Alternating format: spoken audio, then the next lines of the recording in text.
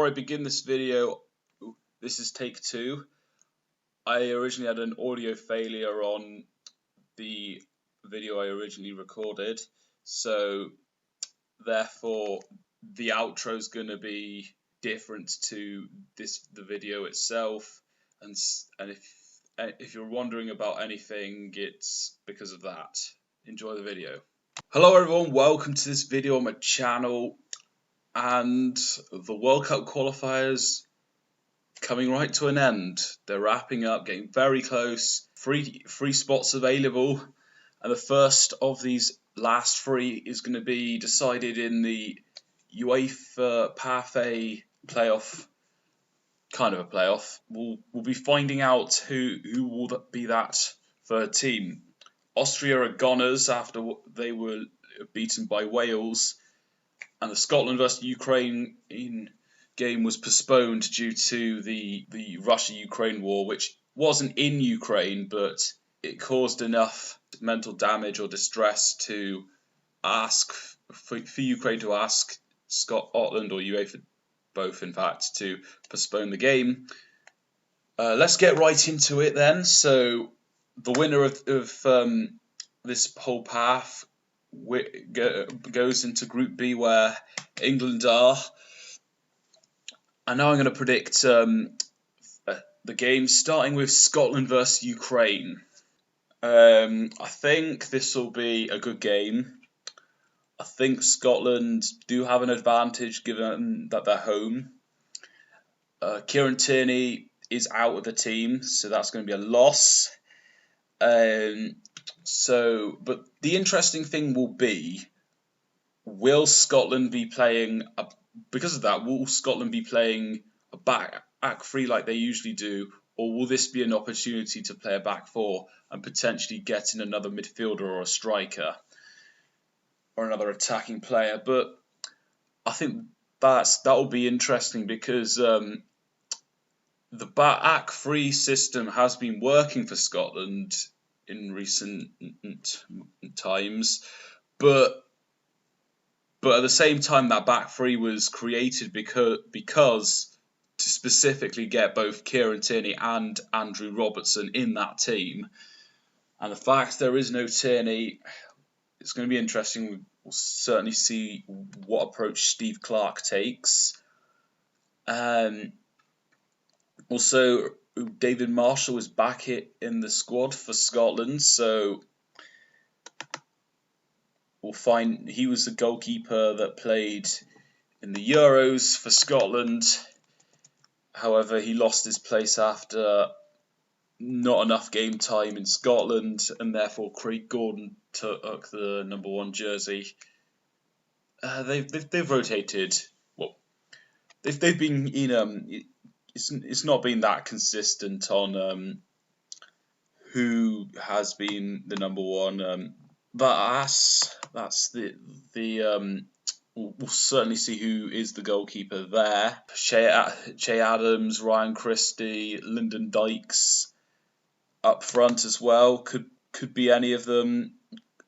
If it is this back three system, then chances are it'll probably be one of them where it will be Dykes and Adams, like it was against England and Croatia in the Euros. And for Ukraine, they've got a number of good players that stand out in this team. Zinchenko of Man City, Yarmolenko of West Ham, despite not getting as much game as Ukraine would desire. Yaremchuk, the striker at Benfica, Portuguese fans will know, and Everton's centre back as well. I'll get his name up. So I think this will be an interesting game. The fact Ukraine have been playing is a help for some of these friendlies, which included playing against Borussia Mönchengladbach, which they got a win. It was 2 wins and a draw. there should be enough to help them prepare. I don't think Zinchenko was playing, for instance. They played a few club teams, but hopefully for them, it should get them into the gears in terms of being up for the game. Vitaly Mykolenko of Everton, we've seen him score that great goal against Leicester, so maybe he'll score another worldie in this game. I spoke about the goalkeeping situation for Scotland. The interesting thing is who will start for Ukraine, because you've got Bushan, who's been he was the goalkeeper during the Euros, and I believe in most of the World Cup qualifying games. Although at the same time, there's the legendary Pyatov, who is age 37, 101 caps, and is the captain. So we will certainly see who is in goal for that game as well. And I think being at Hampden Park, there's going to be an advantage for Scotland. I think Ukraine can give a good account of themselves, make it close, but I feel like Scotland just have a little bit extra in that game, and having the crowd behind them certainly will help.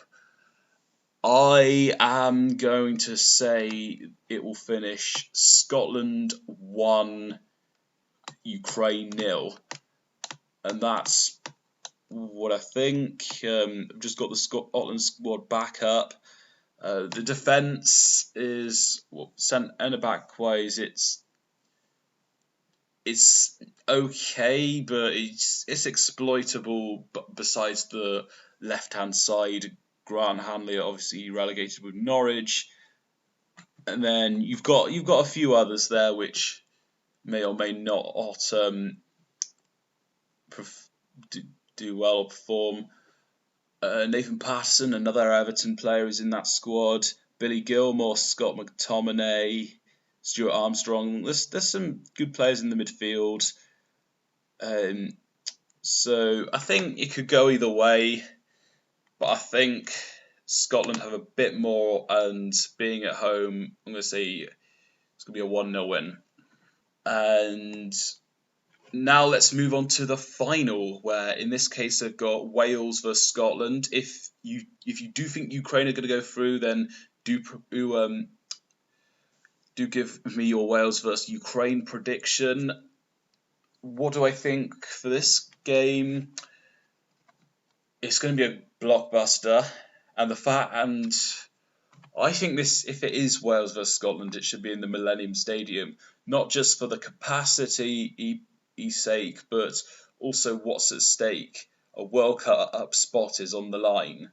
I think with Wales, usually when there's an international break and Gareth Bale is called up, there's doubts about Gareth Bale and the fact that he hasn't been playing hardly or if any for Real Madrid, and then when it does come to him playing for Wales, he does excellent.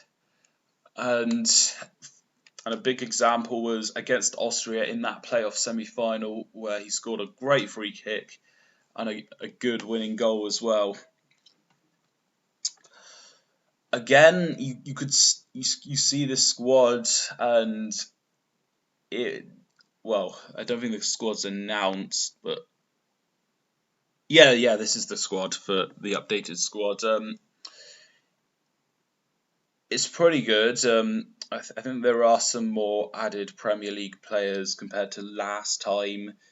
But when you look at the midfield, you still see players from teams like Swindon, Portsmouth, MK Dons, Dundee United is in there too, Ipswich, some League One levels. But then you look at the Scotland squad, and there's some Scottish Premier League standard players in there too. So there's some good players and some okay players in each squad. So I think it's fairly balanced on that front.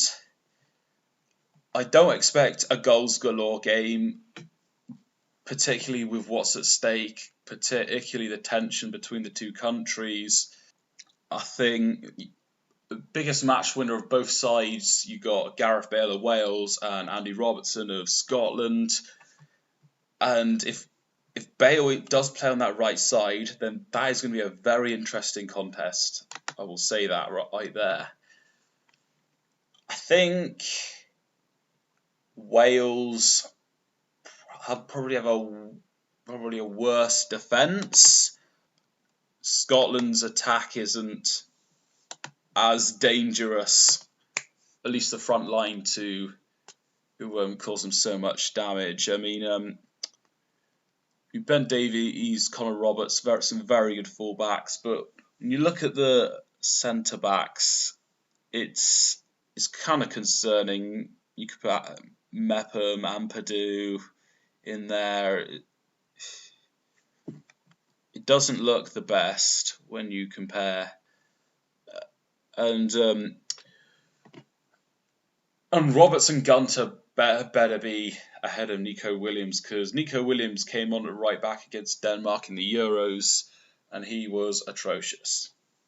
So I think up front Wales probably do look the better.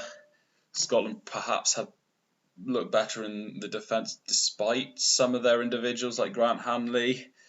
I expect Wales to play 4-3-3 and Scotland probably 3-4-2-1 or maybe 3-4-1-2.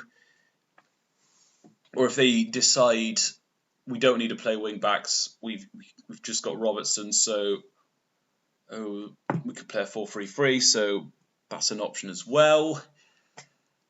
As well as Gareth Bale, Daniel James is pretty good player. I haven't seen him much for Leeds this season, but he's still likely to play, and he's currently got 5 goals in 31 games. And Kiefer Moore will be likely be the striker for Wales, and he's got a very good head on him, so that'll certainly be an area of concern for Scotland. Harry Wilson as well can produce some magic. But let's get on to my prediction. I think it's going to be a draw, and I think it's going to go to extra time. And I think Wales are going to take it, and I'm going to say it'll be 2-1.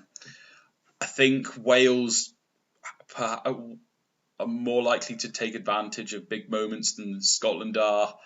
I think up front, they're better, probably more dangerous to each other's defences. And I think Gareth Bale will probably it will be one of those players to rise to the occasion at the right moment. You could maybe see Harry Wilson or Kiefer Moore do that. There's not many you could say for Scotland that could necessarily do that. I mean, Robertson, yes, but he's not going to be high. He's not going to be so high in the attacking areas on too many occasions. Maybe it just takes that one, but I think Wales they'll have it in them to get over the line, and I think Gareth Bale will rise to the occasion and get a goal. I just think and being at home helps as well. I think it's going to more likely tilt in Wales' favour. So I'm going to say Wales 2, Scotland 1. There were my thoughts. What do you think? Who do you expect to advance, and who do you expect to get to the World Cup? It's going to be an interesting game. Whoever gets to the World Cup, it won't really alter my thinking too much as to who might finish where in England's World Cup group, but it's going to be interesting, seeing as there's going to be a level of emotion for whoever gets in there, and the emotional test is what's going to be the test for England, and that does apply with the same for USA and Iran. For Wales and Scotland, it's a matter of British rivalry. And with Ukraine, they're going to have everyone behind them if they play England. So yeah, it wouldn't alter my thinking so much as to who might finish where in the table, how might they do against England, and how they might do against USA and Iran as well. But overall, that's my predictions and thoughts. Leave yours down below. And the road to Qatar is almost complete.